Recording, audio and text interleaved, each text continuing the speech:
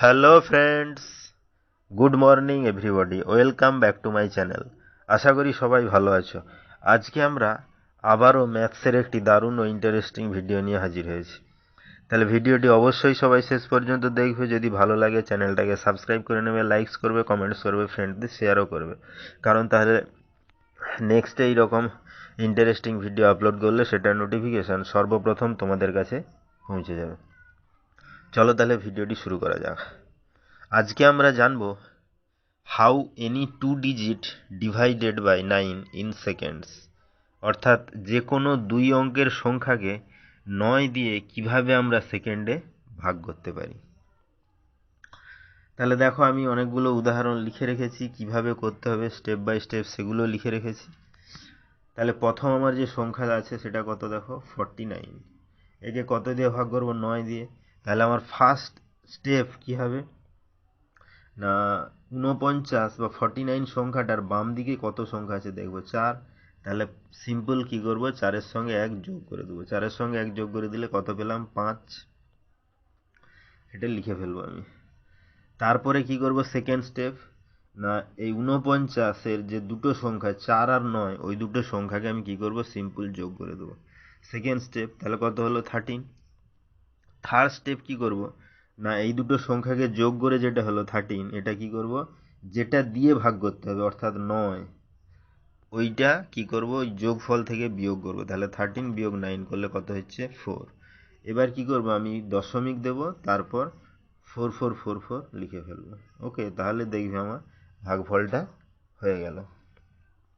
আরও একটা উদাহরণ দেখো, 76 divided by 9 equal to, answer লিখে রেখেছি, তাহলে কিভাবে সেকেন্ডে হবে দেখো। তাহলে দুটো সংখ্যার 7 আর 6 এর বাম দিকে কত সংখ্যা আছে দেখো, 7। তাহলে আমি ফার্স্ট স্টেপ কি করব, 7 + 1 করলে কত হবে? 8। সিম্পল 8 লিখে ফেলব। তারপর কি করব, 7 আর 6 এই দুটো সংখ্যাকে সিম্পল যোগ করব, সেকেন্ড স্টেপ। তাহলে 7 + 6 করলে কত হবে? 13।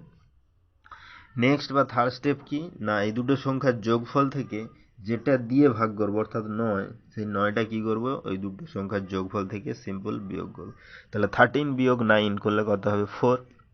এবার আমি কি করব, দশমিক দিয়ে 4444 লিখে ফেলবো। ওকে, তাহলে দেখবে ভাগফলটা মিলে গেল। নেক্সট আর একটা দেখো, 93 ডিভাইডেড বাই 9 সমান কত?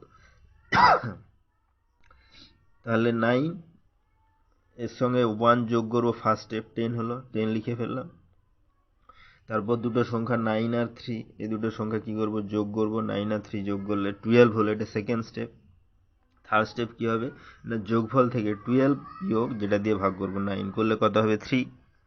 এবার আমি কি করব, দশমিক দেব, তারপর 3333 লিখে ফেলবো। তাহলে কি হবে, আমার ভাগফলটা হয়ে গেল সেকেন্ডের মধ্যে। ওকে,